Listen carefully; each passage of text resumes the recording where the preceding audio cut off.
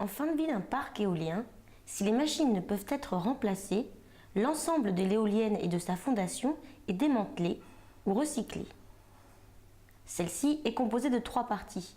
Les pales en matériaux composites recyclables, le mât en acier ou en béton, entièrement recyclable lui aussi, et une fondation d'environ 400 m3 de béton ferraille.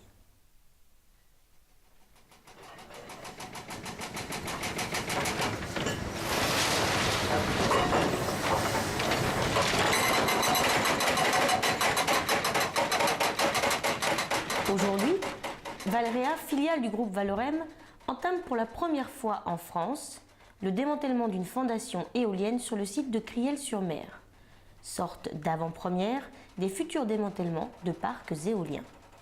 Pour le démarrage des travaux, on va enlever la terre qui est le remblai de la fondation. En fait, on va découvrir l'ensemble de la fondation. Et après, on va pouvoir commencer à attaquer avec un brise-roche. Donc, c'est une pelle mécanique avec un marteau-piqueur au bout du bras. Et donc, ce brise-roche va démolir le béton au fur et à mesure en cassant bloc par bloc.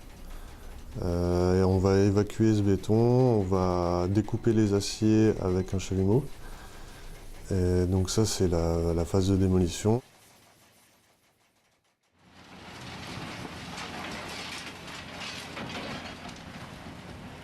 On transporte les bétons jusqu'au site de concassage ici, donc zone Sainte-Croix au Trépeur. Il est stocké.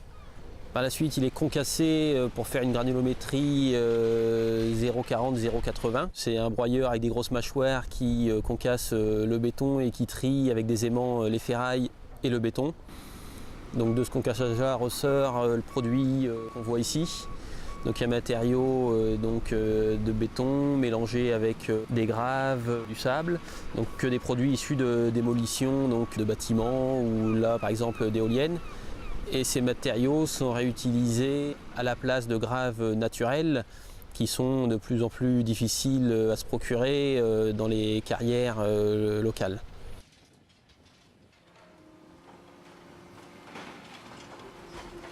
Sont dissociés du béton tous les aciers structurels de la fondation qui sont ensuite valorisés par un ferrailleur.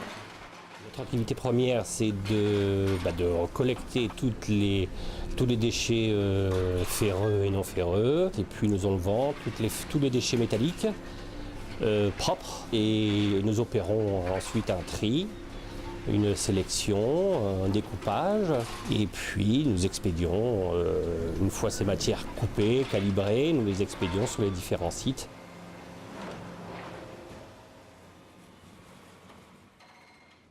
Donc après, on va venir réaliser la nouvelle fondation, donc ferraillage, coulage du béton. On va remblayer cette fondation une fois que tous les contrôles ont été effectués, passage des câbles, puis érection des éoliennes.